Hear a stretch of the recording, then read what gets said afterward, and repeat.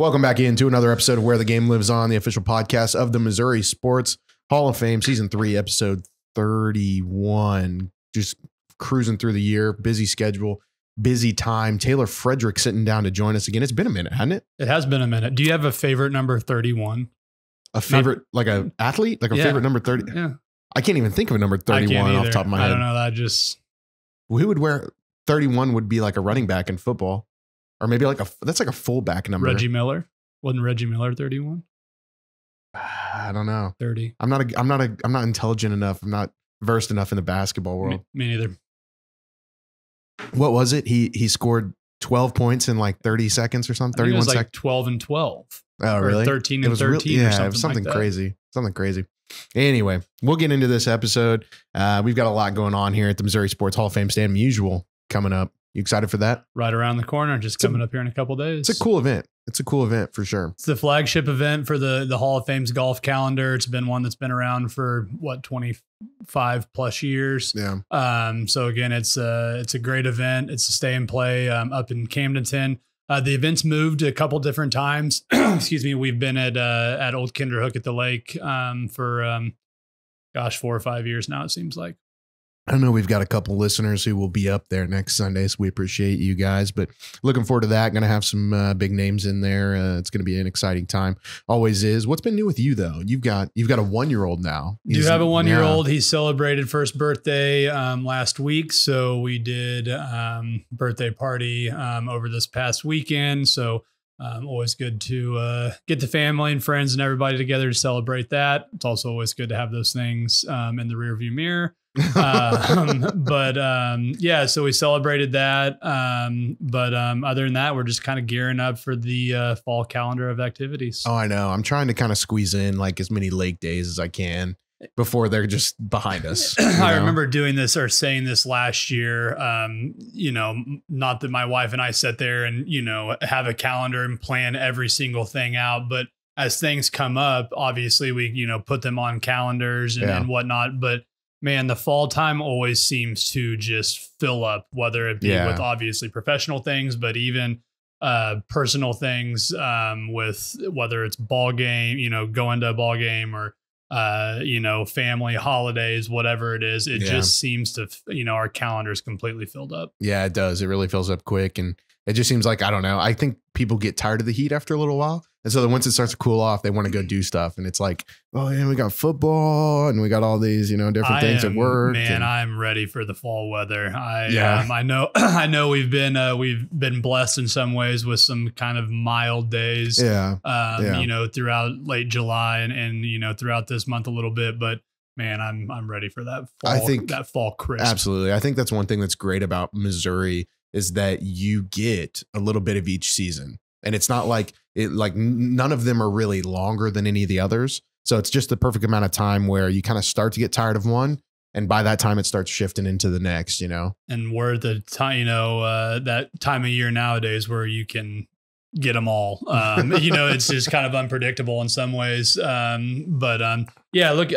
forward to the transition. I always kind of tell our staff and, as we're kind of talking about things that the end of the tournament always kind of signifies the end of summer to me. I know that we have several weeks in August still before, the school season or school year officially starts. But to me, that kind of signifies the end of summer to me. And then as we, it just kind of, use that time in between to kind of get that mind right and mind kind of transitioning to the fall. So I tell you what, you brought it up and it made me think of it earlier this week. Saw a lot of people going back to school, the back to school just flurry on Facebook, any other social media. It's like, I almost want to stay away from it. It's just like everybody that has school age children, you've got to post the back to school pics. I've got like one more year of that before I have to. You've got one more year. You won't see it on my wife's or mine yet. Again, I know that that's man, it happens in a blink of an eye. Those kids grow up. So you basically got one more year of freedom, and then you've got like 20 straight years of posting those. Yep, absolutely. Absolutely. No doubt about that. And I don't know how much posting I'll do, but I assure you my wife will be all over it. Yeah, no, yeah. Whitney will be all over it for sure. For sure. Well, we'll talk some football. We'll talk some Mizzou football today. It's right around the corner, man. You can just smell it. Week 0 coming up here this weekend. Week 1 next coming weekend. Week 0 is this weekend in college football. So not a hugely overwhelming slate of games in week 0. We'll take it though. But yeah. I mean, it's better than what was on this past Saturday, right? I mean, so you're not watching the Little League World Series, man? No, I can't say I've tuned in. I'm not saying I'm not going to pay attention to the World Series whenever that happens and playoff baseball happens. Yeah. But man, until that point, it's so difficult for me to kind of tune into baseball. But yeah, I was talking about the Little League World Series. Oh, well, I'm not even. I'm just saying baseball. I'm just saying just kind of in general, just as the sport. Yeah. But kind of, I've talked about this, on this podcast before. But anytime there's rooting interest in Missouri, that's something that I'll always, kind of keep an eye on. So if I know we've inducted a team from Webb City or a couple teams from Webb City. Mm-hmm. So again, anytime there's that kind of happening, I'll certainly pay a little bit more attention to it. Catch my eye. Yeah. Well, we're jumping around. We'll get back on Mizzou football here. They're starting their season coming off of an 11-win season last year, a Cotton Bowl win over Ohio State. Obviously ranked in the top 10, I think, or fairly close to it in the preseason polls. My question for you today is, what is their ceiling? How far do you see them going this year? Whether it's going to work in their favor or not, they've got a fairly easy schedule to kind of open up the year. I mean, they've got a Murray State, a Buffalo. Yeah. They just, I don't know how much they're going to be tested early. And then you immediately go, I think the 5th game of the year, you go to Texas A&M at Kyle Field. So again, having not necessarily potentially been tested, certainly on paper, you never know what can happen. But that might come back to hurt them a little bit, but they've got a lot of talent at the quarterback position. They've got potentially the best receiver in college football. Yeah. So that can equate to a lot of wins. Do I see them being a playoff team? I think a lot's going to have to go right. We talked about it a little bit yesterday on a drive from Kansas City that, there's going to be a lot of teams that might beat up on each other a little bit. Yeah. Certainly in that, certainly in those power, whatever it is for, conference, whatever it is now. So again, I don't know, can they rattle off another similar type season? Yeah. And, I'm certainly hoping for 10 wins out of them. And again, I don't know if that's doable. If again, they've got winnable games early. So again, if they can maybe steal 1 or 2 of those games on the road in October, who knows, we might be staring down a playoff game in Columbia. Yeah, for sure. I think that's probably where I'm sitting too. And I even have a very outside perspective, but I think with where they're at, the season they're coming off of, the hype that's continuing to build around the program, and they've got several guys coming back, I think anything shy of a playoff appearance would probably be not a failed season, but just kind of a disappointing season. It's funny that you talked about their schedule, and there was a strength of schedule poll that came out here recently. They ranked last, the easiest schedule in the SEC. That being said, they're going to have stretches where, okay, you play at home versus Auburn, then you go to Bama, then you play at home again versus Oklahoma. And then you have a trap game in South Carolina right after that. Right. Like, there's not really an easy schedule in the SEC. Granted, their non-conference may be a little easier, but if they make it to the playoff, they're going to be a tested team. They are. And again, that's, something else that is, I sit here and say that they do, again, on paper, they should beat the Buffaloes. They should be. And the good news is, they do have, you talk about being tested. Those games are at home, which, is great. But also, if they can go to, say, a Texas A&M or go to one of those, road SEC conference games and steal a win on the road. Yeah. That's going to, a win like that might really, overshadow some of the strength of schedule and some of those early early wins that Mizzou might rattle off. Yeah. And we're sitting here talking about how far can they go in the season. And we're throwing around 10-win season. We're throwing around college football playoff. You have to remember too, and we've talked about this recently, this is not a 14 playoff anymore. You're not going to have to be undefeated to be able to make the playoff. If you go back in years past, I'll guarantee you look at teams that are ranked 8, 9, 10, 11, 12, 13, 14. You're going to have some 1-loss teams in there. You're going to have some 2-loss teams in there. You might even have a Power 5 3-loss team. It's very possible. It's very possible. So there will be parity. There's no doubt about that. You have Texas and Oklahoma joining the SEC. You've got teams like Oregon and UCLA joining the Big Ten. There's going to be more competition. There's going to be harder travel, harder schedules. I think you will still find an undefeated team here or there. Somebody's going to have that magic year, whatever it may be, whether they're a blue blood, whether it's somebody that's a little less frequently winning at that capacity. But yet, I think you're going to have to steal a win on the road. You're going to have to be able to have that big road win that propels you to a 10-2 season instead of a 9-3 or an 8-4. And that's going to be the separator, I think, to how they can get, a New Year's 6 playoff game as opposed to just having a decent year. You're exactly right. Now, I'm excited for that format. Simply because, again, they're, in any of the others, call it, the NFL, the NCAA basketball, whatever it is, they can lose games throughout the year. Yeah. And still, and look at our Chiefs last year, right? Yeah, during the regular season. And, I like that format for these, the college football, certainly in the BCS era. In most cases, it was 2 undefeated teams and certainly maybe an undefeated and a 1-loss team is what it was.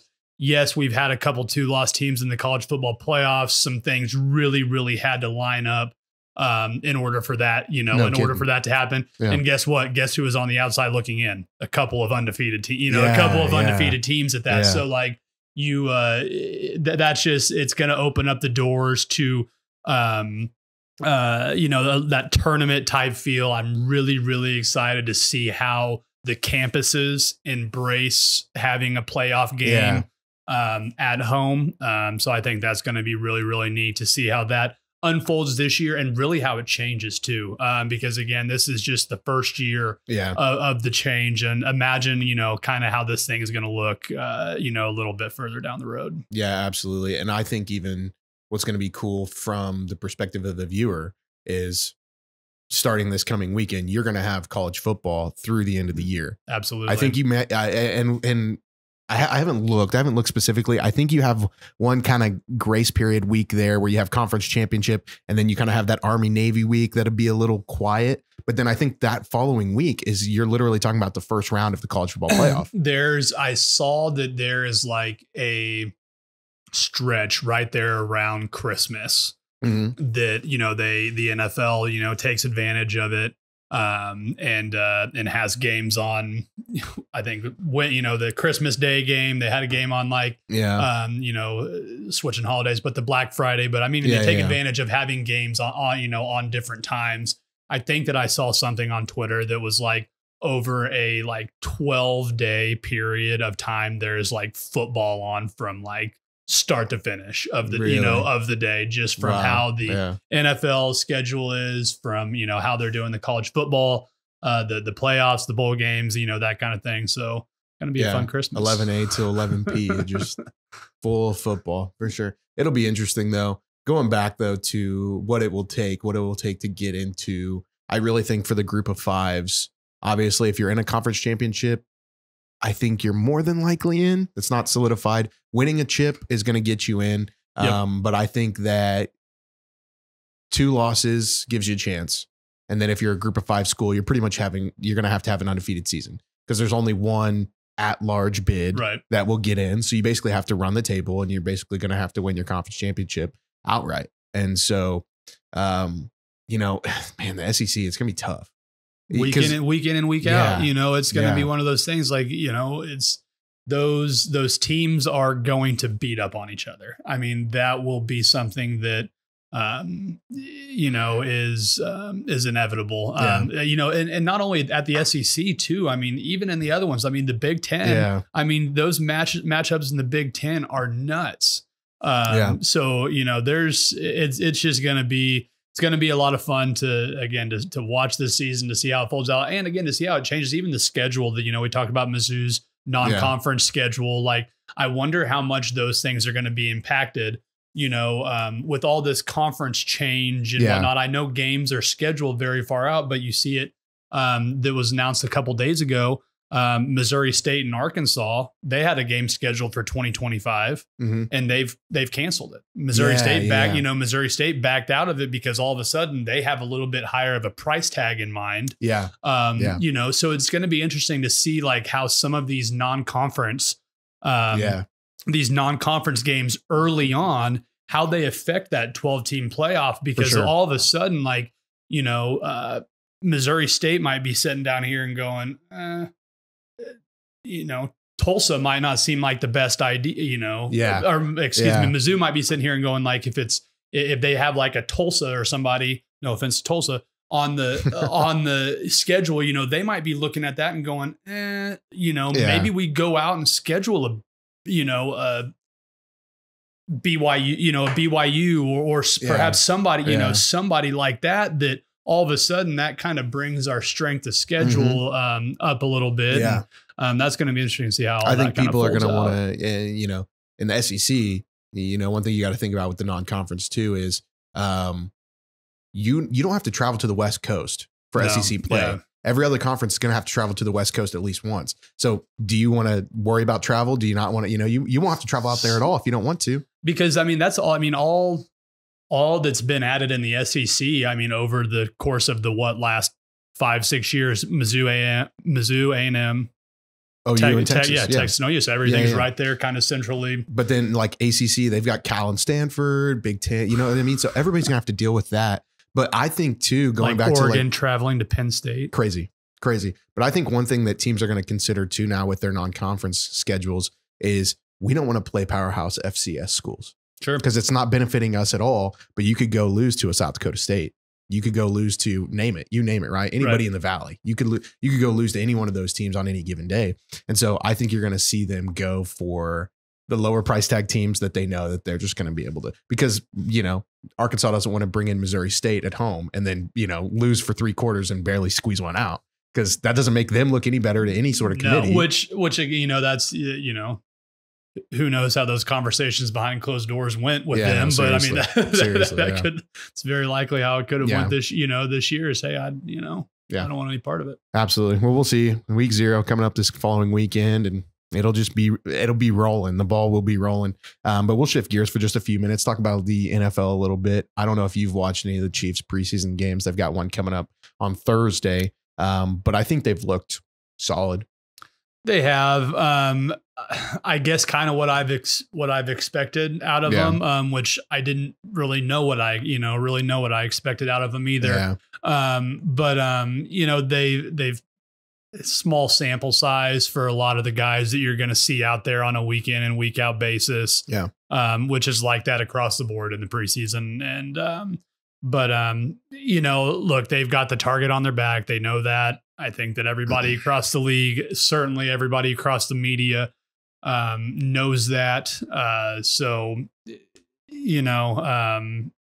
think that it all kind of, it all's going to start that week 1. Again, how you handle that, that first shot from him, because Baltimore is going to want to give it to him. So how you handle that, and I'm certainly excited for the season though. Yeah, you just about took the words right out of my mouth.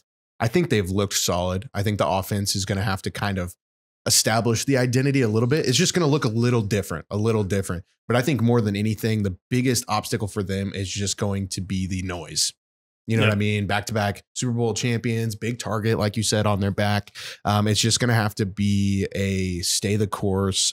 Don't worry about any of the things being said outside of the building type of mentality, because everybody's coming for them. You talk about Joe Burrow coming back healthy with Cincy. You talk about the Ravens wanting their, you know what I mean? And I see a lot of, 49ers, there's a couple of the teams. Eagles are going to be solid again. I think a lot of the teams in our conference are going to be our biggest battles. Oh, man. You know I mean, and especially you've got Bengals, Bills, Ravens. Yeah. I mean, I think those are your three. And if you look at those are arguably your 2, 3, and 4 best quarterbacks in the NFL. Yeah. Between Burrow, Allen, and Lamar. Yeah. Totally agree. So again, that's funny how that translates, right? How you're only as good as your quarterback is in the NFL, and to a lot of degree. But the AFC is, if not saying if you get out of there, you're guaranteed an NFL title. I'm not saying that, but man, I think that they've got a lot of threats within the conference. Yeah. Is the West just a cakewalk? I don't know, man. They've had their way, with the Raiders. I mean, yeah. I think it was 1-9 in the last 5 years. So I mean, just the Raiders don't have a shot, but Harbaugh coming into Los Angeles with the Chargers, that always, for whatever reason, and the Chargers, I think I might have told you this at one point, whenever the Chargers were on Hard Knocks a couple years ago, 3 or 4 years ago, I think it was now.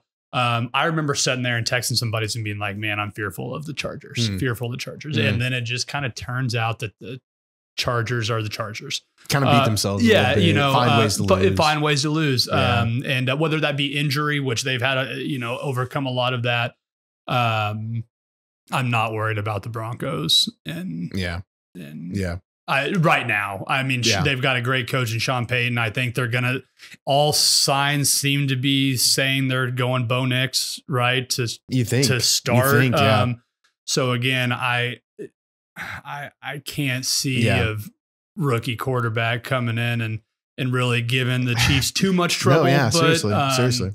I would certainly be willing to bet that the Chiefs won the division. Yeah, no, it'll be interesting. I think it was so odd how you look back like 2-3 years ago, and we went from what was arguably one of the most competitive, or at least on paper, one of the most competitive divisions, to now it's like, this is just the Chiefs. I mean, they're all three of those other organizations. When you look at Oakland, you look at the Chargers, and you look at the Broncos, they're all three in kind of the same place where they have a new coach, and they've got some turnover at quarterback, right? Garoppolo's gone, and the Russell Wilson experiment is over now. And you thought those were your saviors, but now you're trying to like get your own guys in there. Well, I remember whenever they signed Russ, the Broncos signed Russ, whatever it was, 2 or 3 years ago. And kind of like I just mentioned about the Chargers and the Hard Knocks year or whatever, that offseason, I was like, this could pose some serious problems. And that went totally awry. You were like, who is this? Who would they even, who do they even have playing? Who do they even have playing quarterback? So I don't know. It'll be interesting. I think that, I mean, it's the NFL, right? Going back to like strength of schedule conversation for the Chiefs. We play all of those teams twice. I mean, are you going to put up 40 points a game on those guys? Maybe, I don't know. I mean, but I don't think it's going to hinder them at all. They still have those early season tests. They still have to play the Bengals in the regular season. They don't play Philly again this year, do they? I don't think so. But they start off with Baltimore, like you said. Yep. So it's just, you're going to have Baltimore, to play good teams. Then Cincinnati, week 2. So, I mean, you go bam, bam, and now you're at home. You are at home. So you've got the, not only are you at home, but you're also a Thursday night, week 1, following, and then into a Sunday. Week and a half. So you kind of have those extra days built in there. For sure. That I think is going to be certainly beneficial. Don't have to travel, anywhere. You're kind of home once those guys move back from training camp. Really, they're not going anywhere until week 3, So again, they're kind of home. Which I think is obviously beneficial to them. For sure. I think that their key focus, and obviously like it's a new season, you've got new pieces that are going to be in there. I think the focus for the Chiefs is going to be not slipping up in the division. They should beat those teams, right? They should beat those teams. So if you should, then take care of business. And then from there's 6 wins right off the bat. You're going to have some other tough, road games along the way. But really, for the most part, they need to be focusing on, we need to get home field advantage through the playoffs. That was what was so impressive to me this past season, is they were able to go on the road after having a drought, like we said in the regular season, playing good football kind of at the right time. But like you and I were even sitting there like, man, it's going to be tough. Like we got to go to Baltimore. Then we might be on the road the week after that, blah, blah, blah, blah, blah. If they can get home field advantage, that's a huge perk whenever you're going into the end of the season, postseason, trying to make a run, and you got to win 4 games in a row. And, that was the one thing that, Mahomes was able to silence a little bit of, of that last year, because again, he did have to go, that was everybody's, one kind of caveat. Sure, he wins in the playoffs, but he wins at Arrowhead. Look, Arrowhead has its advantages. There is zero doubt, about that. I would much rather play every game in Kansas City for sure than go on the road. But again, that was kind of nice that he was able to kind of silence that side of things related to the, the performances that, Arrowhead is Arrowhead, but Pat Mahomes is Pat Mahomes, right? Yeah. He, so he did it on the road too. So. He did it on the road. I'm excited, man, to see how this season is going to turn out. All right. Way too early Super Bowl prediction. Oh, geez. I mean, I would go Chiefs Niners again. I just think they're on a different level than most teams. Yeah. I mean, does Saquon propel the Eagles back? See, I don't know. And man, I'm such a sucker for those things. Like, I see one clip on Twitter and I'm like, oh my God, like the Eagles are great. I'm going to pick the Chiefs coming out of the AFC, just whether that be my heart, my head, my fandom, whatever it is coming out, or if that's just simply, look, they've won it twice in a row. Until somebody, proves them wrong, I'm going to keep picking them. Out of the NFC, I have to think that you're probably leaning in the right direction with the 49ers. I think that there are a couple teams out there that are going to be quite good this year that might not be up there on people's, top of the list, but I think Green Bay is going to be good. I also think that the Rams are going to be good this year. Again, Stafford's back healthy. Stafford's kind of back healthy. They've got Cooper Kupp coming back. He was not healthy last year. Puka stud. So they've kind of got those receivers out there in Los Angeles that are kind of intriguing. No, for sure. Kyan at the running back position out there did, pretty good job last year. And I don't know. That's one team that I'm kind of looking at, but just to not give the same answer as you, I will go Chiefs, Packers. Okay. Wow. Yeah. This whole conversation though just makes me think even more so than the comment I said earlier. Like the AFC compared to the NFL. I mean, we aren't even mentioning like the new look Steelers, the Texans, the Houston Texans were rookie of the year at quarterback, the Browns and the Browns defense. Like there's so much more competition, I think, right now. Yeah, certainly. Let's be honest. The AFC is, I'm sitting here trying to debate on who I'm picking out of the NFC, and maybe that's because the NFC is such a crapshoot. But like the real debate is who's coming out of the AFC. Yeah, just kind of like you said, I mean, like we didn't even sit here and bring up anybody. We were just like Chiefs. Didn't even mention the Miami Dolphins, highest scoring offense last year. Like they're going to be fun to watch too. I'm just they're stacked across the board in the AFC. I'm really excited for it. I'm excited. Have you been watching any of the preseason, the new kickoffs?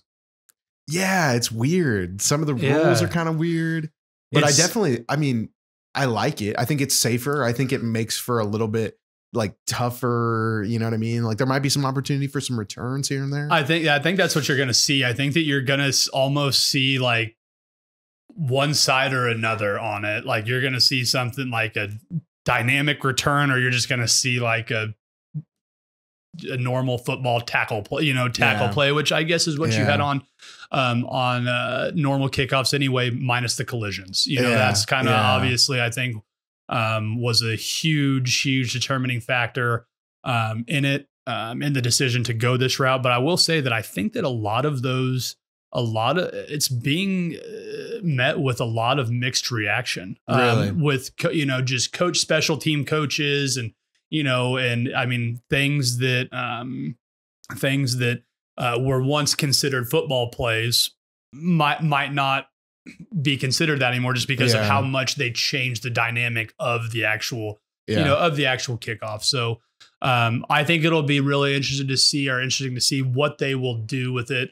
Again, moving forward, I still think that you still have the touchback situation. It is going to be, if I don't think that this new rule is going to do much to alleviate that. I think that the one thing that you're going to have to do with that is really punish teams for, kicking it into the end zone. Meaning if you kick it into the end zone, instead of that ball coming out to the 25-yard line, that ball comes out to the 35, 40 yard line. And then all of a sudden that, you're being tactitious with that because you've got to have your kicker, being able to really place the ball in certain spots. And again, that, that's a whole new dynamic. I'm not big on the, with what you're saying too, that kind of raises the impact of a kicker within a game. I've never been a fan of that, but I think even more so, I just hate the formality of the kickoff with the touchback. And so I think that's what I'm going to be looking for as we start the season. We start to see it in a better sample size as teams are actually competing to win games. Are we still having the same amount of touchbacks? Are we actually trying to utilize, this new format to our advantage to return the ball and get field position? And if that's the case, then I think I'll be a fan of it. But if we're still seeing, you're fine. I think if we're still seeing 90% touchbacks, it's not doing what it's intended for. Because that's what it is right now. Is I think they're looking to change it because you essentially score a touchdown and it's just simply a formality of these kickers are so good they get a touchback every time, and then we just get the ball to 20 or the 25 or whatever it is. Right. I agree with that. And the one area that I always, whenever I sit there and close my eyes and think about what if the NFL did away without a kickoff? Yeah. The only time I ever really close my eyes and I'm like, man, that would be so weird, is the Super Bowl. Right. Could you imagine? They're just that's like the theatric of the Super Bowl, right? It's like the big the big kickoff for it. But again, whatever, I guess. We'll see. Get rid of it. Get rid of it. I don't know. Or maybe that's what they do. Maybe you kick off to start the halves. Beginning the game, second half, it's kickoff. And then every other time, a score or a punt. If you score, you just get it at the 25. Did you just fix the NFL? I don't know. I don't know. Give me a call. Roger, call.